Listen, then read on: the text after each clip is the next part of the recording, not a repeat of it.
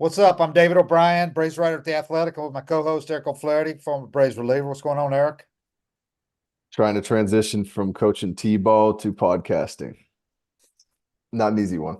Hey, how about my I think my MVP calls were looking pretty good. Well, they were. Mookie kind of cooled off. But remember I had Mookie and Uh-huh. Julio. I almost said Soto because I feel like certain guys put on those pinstripes and turn into Superman. So we'll see how that plays out. But I think he's a good fit for Yeah, New we'll York. see. Yeah, I know. He's gotten off to a hell of a start. Speaking of MVPs, I think it's kind of astonishing that the Braves are doing what they're doing offensively with Ronald Acuna not doing much of anything yet because he's going to get going. But man, we were talking about this today. I was talking to Justin Toscano, and we were like, it's just different when he gets on his usual role than it is right now. Because usually when you hear that music at home when he comes to bat, you're like, okay, here we go. And Yep. right now you just don't have that feel. He does not have that feel in the box right now. Yeah, he'll get going. I mean, Yeah, we know he will. Him and Free, we know both of them will, but especially Acuna. But yeah, okay, consider the Braves are leading the NL in average. I'm sorry, leading the majors in average at 303, OBP 364, slugging 500. Remember last year they were first team ever to slug 500 for a full season. They're basically doing the same things again this year, just not hitting as many home runs yet. And OPS at 864. They're leading the majors in everything. And that's with Acuna is basically last. He's last among the regulars. yeah. It's hard to believe. He's all the other regulars are OPS and well over 800, except for the catchers. And Acuna is OPSing what 622, I think it was. I looked. 620, 632. 632. And look at your boy Kellenic up there, man. What he's doing. He's killing it. Kellenic is killing it. Yeah, you know, Not a bunch of extra base hits yet, but doubles and singles. Few extra base hits, doubles. But I mean, he looks great up he there. looks good. That's what I mean. I would almost, throw the numbers out. If you're just Yeah. watching his swings, his timing's good. He's got a compact swing. They're easy swings. He's on a lot of pitches. I mean, he's had a couple tough at bats in some situations, but otherwise, he looks promising to me. Very. That platoon of him and Duvall is working to perfection so far. And Kellenic has made some great plays in the outfield too. He made another nice catch today. And throws. He's got a Yep. great arm. Meanwhile, Ozuna, I wrote about him this week. He has just continued what he did for the last 4 months of last season. It's amazing. The last 5 months really took off in May. And I didn't realize it. I did. I looked it up on Fangraphs. The only man in the majors with more homers and RBIs either than Ozuna since May 1st, Matt Olson. They are 1-2 in the majors in homers and RBIs since May 1st till now. Yeah, that's just what's insane about this lineup too, is you bring up two guys that are doing that, and you're not even talking about Albies, Riley, Right. Harris. I mean, it's the when you talk about Acuna's not doing anything yet, what feels so great about this lineup as a whole is you can have arguably the best player in the game doing almost nothing and still have the best offense in baseball. And you could have two more guys slump and it's still a scary lineup no matter, who's hot or cold in this lineup. Every day is tough to get through. Yeah, you got three guys with 10 or more RBIs in 11 games, including Ozzie Albies, who's got 12. It's great to see him getting off to a strong start like he is. He's hitting 319, OPS in 900, 905. Austin Riley's picked it up. He's hitting 277, OPS in 822. He's got 6 extra base hits, 10 ribbies. Anyway, the lineup is that they've done everything they're supposed to do, even without Acuna doing anything yet. The bullpen looked great until this Mets series, and I really think they showed fatigue because we were talking about how they were handling a huge load in that Arizona series. They pitched 14 and a third scoreless innings, and we all wrote about them because it was phenomenal. what happens, they come out and shit the bed in these Mets games. But I think they're just showing some fatigue from all these early exits by starters, injuries, getting knocked around starters, and just having to pitch so much. Even when you got an 8 deep bullpen, when you got to throw 14 and a third innings in a 3-game series against Arizona, that's a heavy workload. Yeah, I mean it's you get your back to backs and stuff in spring training, but you definitely don't practice the dry humps. You don't practice Right. getting up, sitting down, getting back up. I never really remember getting tired in April, even, and we threw a lot, but there's so many off days too. Yeah. And there's also normally you get mainly good starts from your starters. They had a couple rough ones where they had to cover quite a bit of innings, but I don't know. I mean, it's hard to read into any trend this early in the Yeah. season because it's so young. When guys struggle or get off to a really hot start, you can't read too much into it. And I always say, if this stuff happens in July, there's plenty of other stuff going on. You don't even notice it. Yeah. But I to think start the also, season, yeah, you alluded to the off days. I think they've had such a choppy start because of the two yes, rainouts, opening day being postponed today. Well, that didn't hurt them because then they played, but in a row. But they've had two rainouts already. They've played the fewest games or second fewest now in the majors, and I don't think they've really gotten into a rhythm yet. And they've played in cold and rain. Like half the games have been in the rain and or the cold. yeah, So I think this series or this trip coming up gives them a really good chance to get going. Starting is perfect because you got Max Fried starting tomorrow night at Miami in the series opener. You got 6 games in 6 days in dome stadiums, or if they're only going to be open if it's great weather. So you're going to have great weather for 6 games, no rain, and it's going to be a real chance for some guys to get going, I think, and kind of find their groove and not be playing. Because I know some of these guys don't even like playing in the cold. You couldn't tell the way they're raking, but it's hard to get going when you've been down in Florida playing in 85 degrees, like it was for the last month down there. And you come up here and they've been playing in 45 degrees, yeah. or rain or both. I struggled personally. I struggled going from coast to coast. Like if I was playing in Atlanta and we go off to that West Coast trip, I never felt good. 70 felt not cold, but I couldn't sweat. I couldn't get going. And vice versa. When you're coming from the West Coast to the East Coast in the Right. summer, you got that dry air, it's 75, 80, and you go to play in New York or Florida, you feel like you're just playing underwater. So, I mean, going from spring training where it's humid to really cold weather at Chicago, that's tough. Yeah. So today was the first really lopsided kind of just a blowout against the Braves today. And it was one of those games that you had Alan Winans going the first spot start in place of Spencer Strider, because so far you'd had all 5 starters make 2 starts Yeah. apiece. So you hadn't had to have a spot start.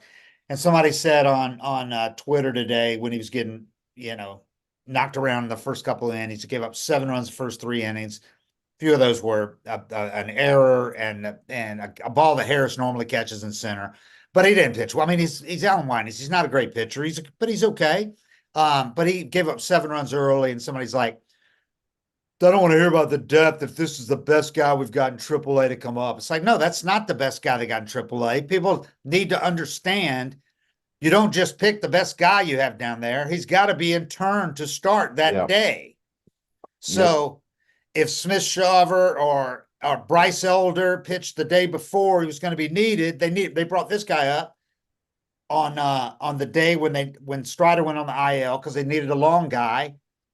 Didn't end up using him, but he was there to pitch long. Then they didn't want to spend an option on him when he was already up. They could have sent him down and brought somebody else up, but they went ahead and gave him a start. But when we named those 10 guys, I think we named 10 guys that are rotation, how deep they are. Winans wasn't one of the 10. You Hmm. know, the 5 down below the major league level I had were Bryce Elder, Smith Shaver, Waldrop, who's at Double A right now, but he'll be up before too long. Vines and Huascar Noah. That's 5 guys that I have before Winans. So, and then you're going to have Ian Anderson at midseason. The point being, nobody should read into that like this is the 6th guy. This is now the 5th starter. No. Winans is I was thinking about this today. Winans is still a rookie, but he's both a rookie and a journeyman. He's 28 years Yeah. old. I think he's both a rookie and a journeyman, Yeah. Not the which is spot you hard want to to find do. yourself in, Which is hard to but do. Yeah.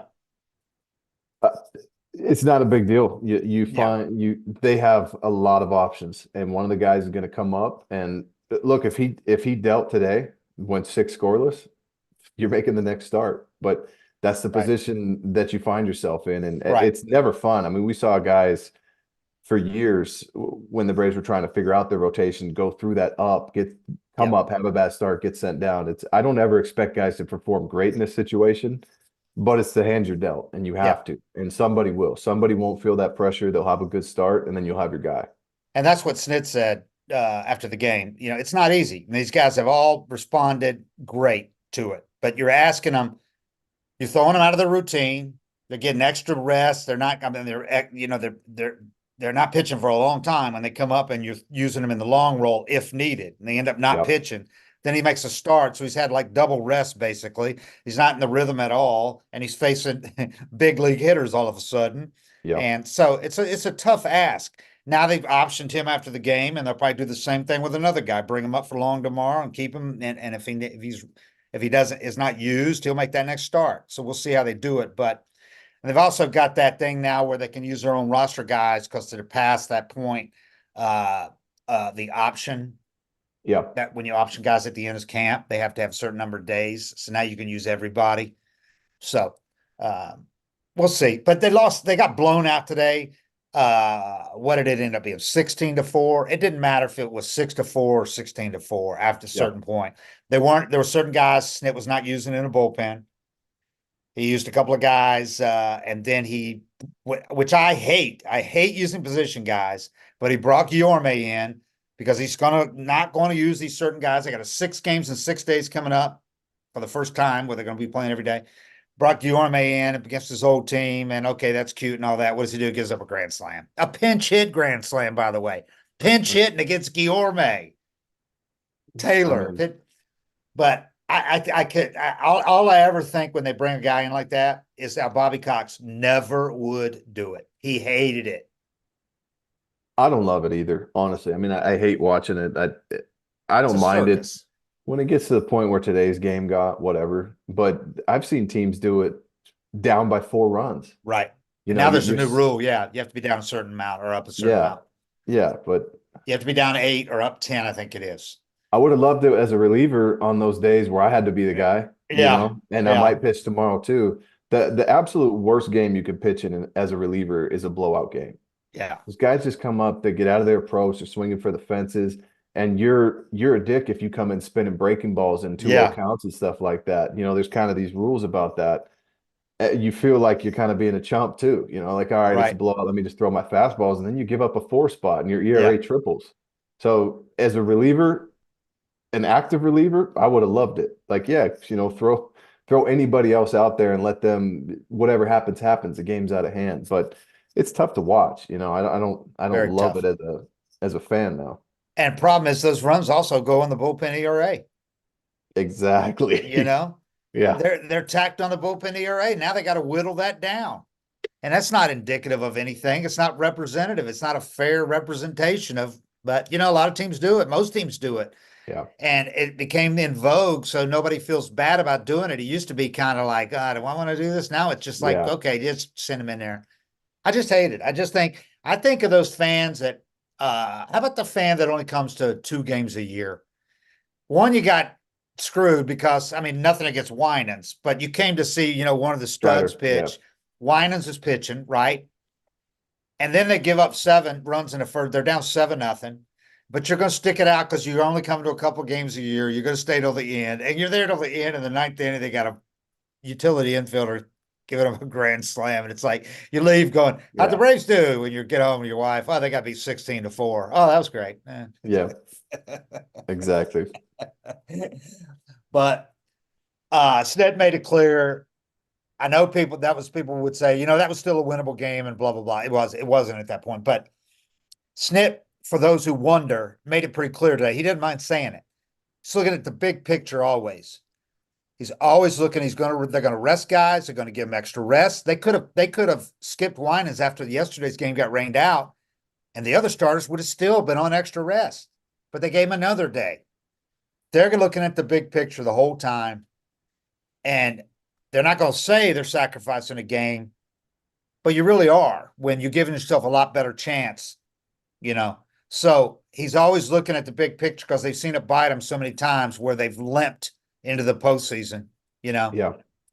and they just want to avoid that, especially now with where the starting rotation is. You already lost Strider. You can't really afford to lose another one of your studs. Yeah. I mean, with the thing is, I mean, with this offense, Yeah. you could expect to win today. You know, I mean, Yeah. you Yeah. get a Even down decent 7 start out runs. of anybody you call up, you get just a decent start out of. You And might win 9-7. And even down 7 runs, you would have had a chance if you were just going against a Midland pitcher today. But Jose Quintana was not a Midland pitcher today. That dude looks like old Jose Quintana. Yeah, he's a stud. He looked good. He's looked good so far this year. Somebody asked me on Twitter, they said, we're getting smoked by a minor league left-hander. I'm A like, minor league lefty. what? But it's Twitter. So anyway, yeah, so rough week, began with the Strider news. Nothing's official yet on him, but I mean, I'd be shocked if it's not season-ending surgery. I think it's only a matter of Tommy John, or is it the brace that Meister does sometimes on guys? And knowing Strider, I think the reason they haven't announced it yet, because he went there on Monday. Yeah. And so they already know, obviously, Meister has told him what it is. They're going to announce something this weekend.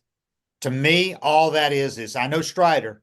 I bet Meister told him what the two. I bet he said, "What are my options?" He told him the two options, and knowing Strider, because a lot of pitchers will go, "Which one should I do, Doc?" Or which? What do you think? You know, Strider took that information, doing a deep dive, doing Yeah. exhaustive research. He's probably even asking some other experts what they think. Knowing Strider, you know, because he's and good for him. He's taking. I mean, he's looking at it. You know, I'm out for the year. What's it? 4 days difference.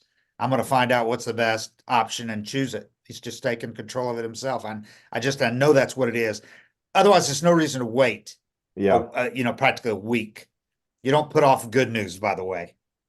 No, you never wait 4 days to say everything's all right. Right, You know, right. Meister didn't find damage that we saw initially, and he'll be back by the break. Yeah, so it sucks, man. It sucks because I know for fans it sucks, but also for us because, man, I love writing about that guy. I love talking to him.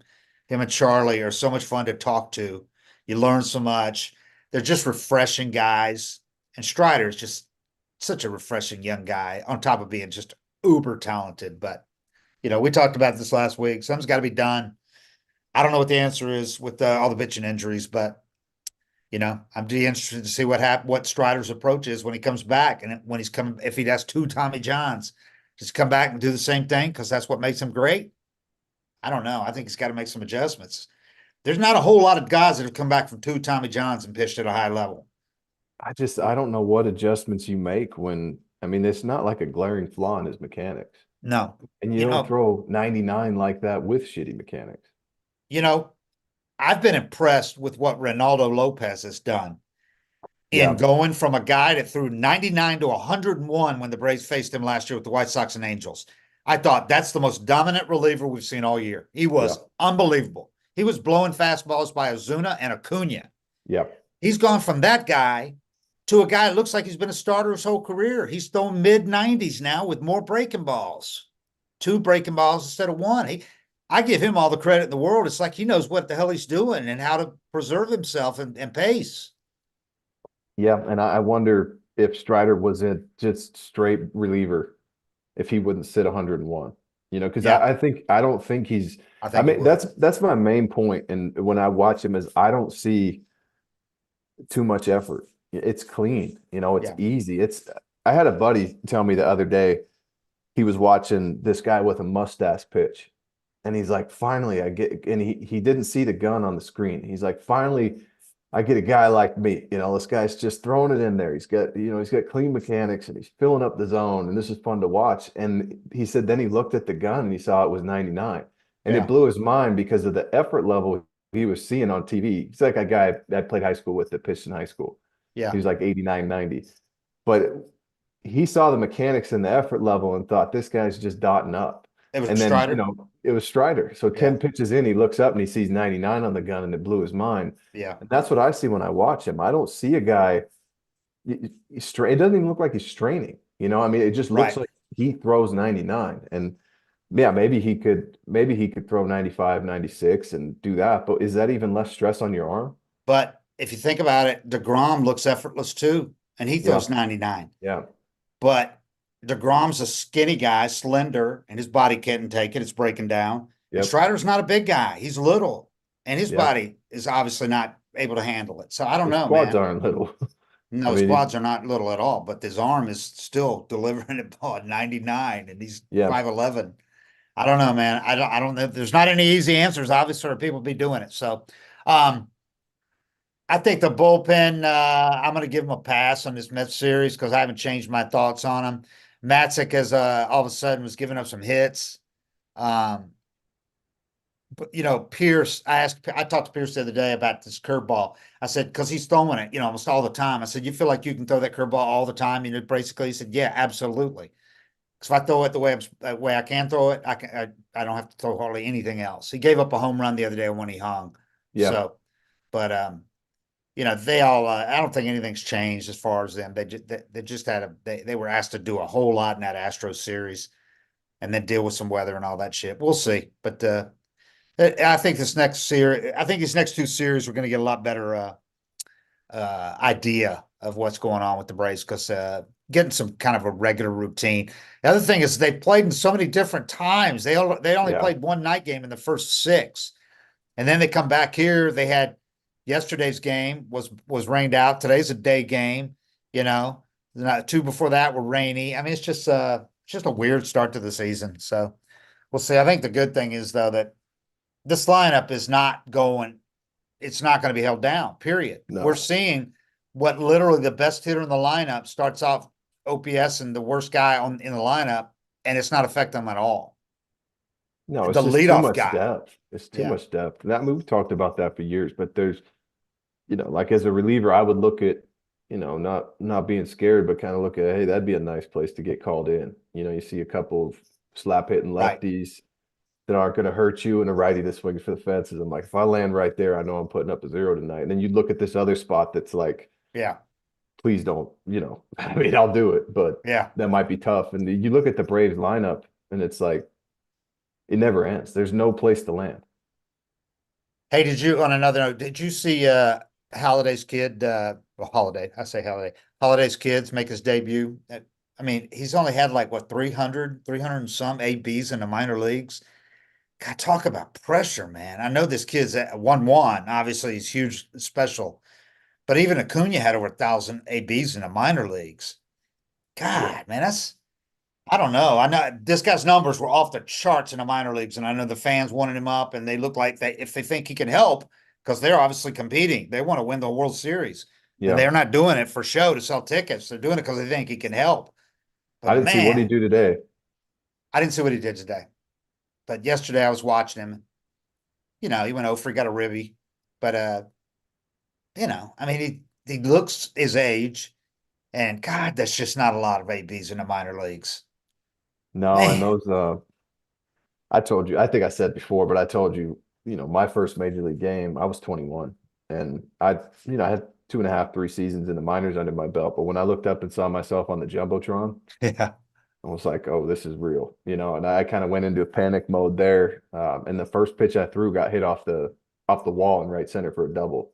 yeah, I couldn't even feel the ball in my hands. So I wouldn't judge him based on that. There's guys like Acuna who, I mean, he could have every at bat of his career, the ninth inning of the World Series with the game on the line. He'd be the same yeah. player.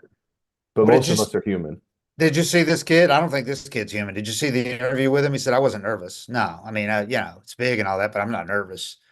And he said it in a way that was like, I think he You really believed means it? that. Yeah. Yeah, he's not Yeah. nervous. He's different for sure. They didn't play today, or he didn't play today. I thought he did. I thought he went 0 for. Maybe they're just not updated yet on Baseball Reference. That's probably it. Should call Yeah. it up on game day to see what they did. He But what is he? He's 20. He's 20 and 129 days, man. But Yeah, obviously, that's he grew young. up in clubhouses and all that, so he's different. So we'll see. But man, they've got three of their homegrown drafted guys in the infield there. They are, I think, next to the Braves, are the team that's set up for long-term success. They're going to get those guys signed. They don't have it yet, but they've got guys that are affordable, even if they don't sign them for a long time, and those are Hmm. good. They're doing it, man. That's how you do it, man. You draft some position guys like that are studs. Braves missed on a bunch of those guys for a while, and they got some great ones on international draft, thankfully, like Ozzie and Acuna. And then they got Riley. They did get a few of them, but not many, and they missed on some of them. And if you look at some of the Braxton Davidsons and guys like that, and Litka, these guys they spent top first round picks on, Frank Wren and them, but they made up for it with the international guys and signing them to long term deals and all that, and they're set. But the O's have done it right with the drafts, with getting these draft picks and getting these guys in, and they're not messing around with them, wasting time down in minors for better or worse. But so yeah, so I was talking about the Marlins. Have you seen the start they're off to? They've had four starting pitchers hurt or on the IL. They've got nothing, man. I mean, they went from having that rotation a couple years ago that Yeah. looked like, oh my God, this is the rotation of the next 5 years to nothing now. They've got four guys on the IL. They are, I think, they are right now 2-11, 0-7 at home. Oof. Yeah. So the Braves play them. And then what's really shocking, though, is the Astros, man. I didn't think I'd see this from the Astros. I know it's early, but they're 4-10 and 2-5 at home. And they're already 3.5 back in the AOS behind the Rangers, but nobody else in the division's above 500. But the Angels are 6-6.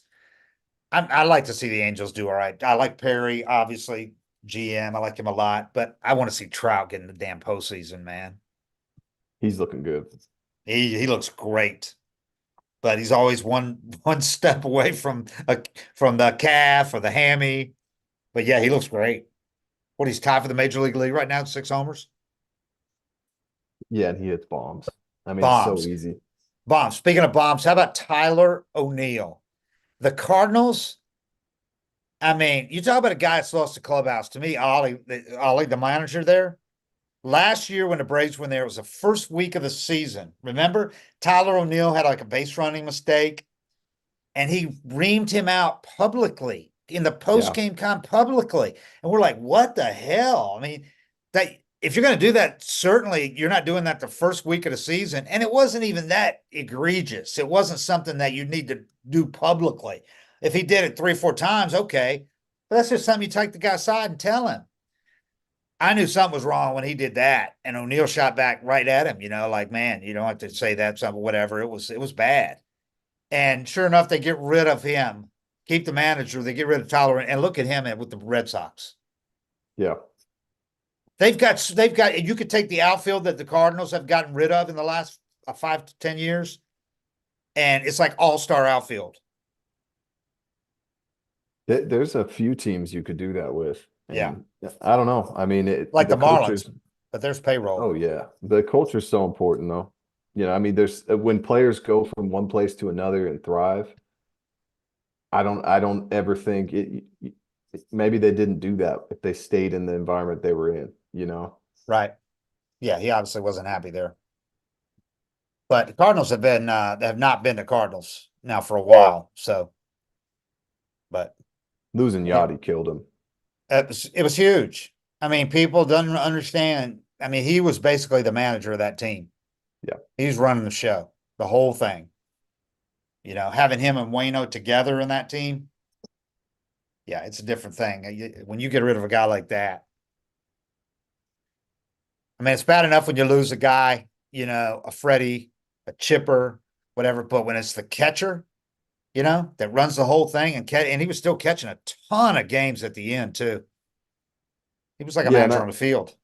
no, that's one of our problems with a lot of the analytics and stuff I guarantee you Yachty doesn't score high enough for what he meant to that team, Sure.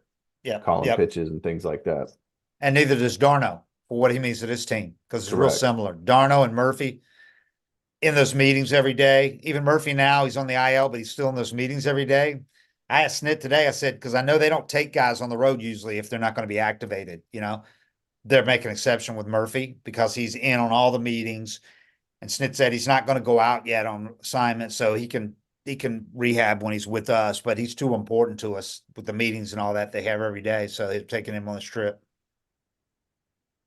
He's Yeah, still a it'd be ways away. is He's he still a is ways away. even doing anything yet? He got on the treadmill a couple days ago, started with that. So So it's going to be a minute. it's going to be a minute. He's not running yet on the treadmill. He's just walking. Yeah. So they're being careful. And rightfully so with an oblique with a catcher. You come back too early from that, it's going to nag all year, And they don't have to because Chadwick Trump's fine for a backup, Him and Darno, okay. They're both good game callers. So, and like we said, the lineup, you don't Yeah. you don't need much from that spot. Although Chadwick Trump drove in the first two runs of the game today with a double to the gap. So, but anyway, so yeah, this is a trip that I said the Mets suck and the Braves should take 2 out of 3 or sweep them, and they've lost 2 out of 3. So I'm not gonna say the Marlins and the Astros suck, but the Marlins do suck. But the Braves should win 4 to 5 of these 6 games on this trip. Now the Astros, they're gonna flip the switch at some point and start playing. They still got a lot of good players. Marlins, that's a different story. And the Braves always play great down there too. And Ozuna always rakes down there. That's where he got going, remember last year. Mm-hmm. Yeah. Yeah, he loves Miami.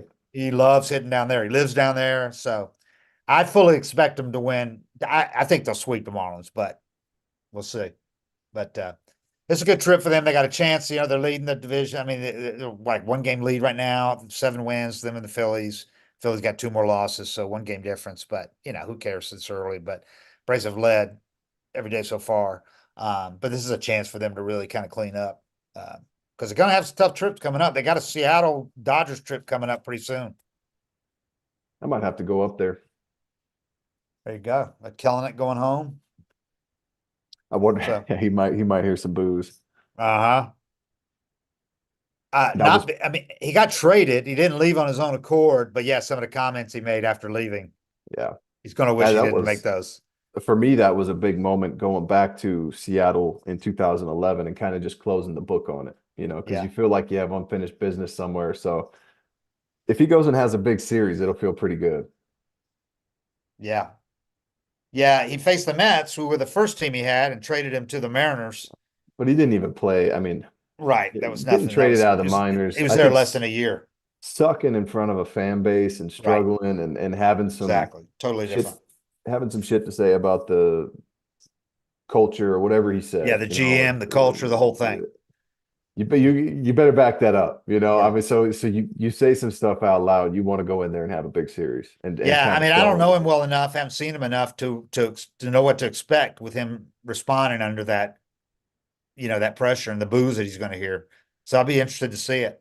I really don't have a good feeling at all. I don't know what to expect from that. So I'll be watching. I know Acuna will love the chance to play against Julio. Yeah, last year. So. All right. Well, we'll see. We'll talk again after the Marlins series. We'll find out about Strider this weekend. But like I said, you hope for the best, but expect the worst. And in this case, I think it's pretty inevitable what it's gonna be. I hope for his sake it's not a Tommy John, but the only way it would not be better to have Tommy John is if it's not a full tear, like it's a partial tear, and maybe Meister tells him, the brace will do the job, and you can come back and you might be ready by early next season or the start of the year if you do the brace. I don't know. That's the reason you do that though. The rehab is not nearly as long. Yeah, I mean the only hope you really have is that he kind of just said, I had a little something going on in my elbow, and they kind of overdid it and said, well, let's just get the MRI and make sure and do all this. And now he's debating in his head, I think I can still throw, and it might already even feel better. Now you're put in this position where there's a tear in there, but you want to open it up again. I mean, that's your that's your hope as a fan, is that the reason this is taking so long is he's saying it Right. feels all right. Right. Okay. Well, appreciate it, everybody, and enjoy the games in Marlin with the Marlins on TV. At least you know they'll start on time, unlike some of these we've had in the last week. Yeah. It's been soggy here, man. 7:55 forever, and and the Hank Aaron thing was great, by the way. That was really cool. Yeah. Did you see they had 755 people out there with signs, one for each Yeah. of his home runs in the whole outfield? It was Mhm. pretty cool, and a lot of the players were there too from that team, like 10 guys, Dusty, Ralph Garr. It's pretty Big cool. deal. Pretty cool. Dusty's the man. All right, 7:55 forever.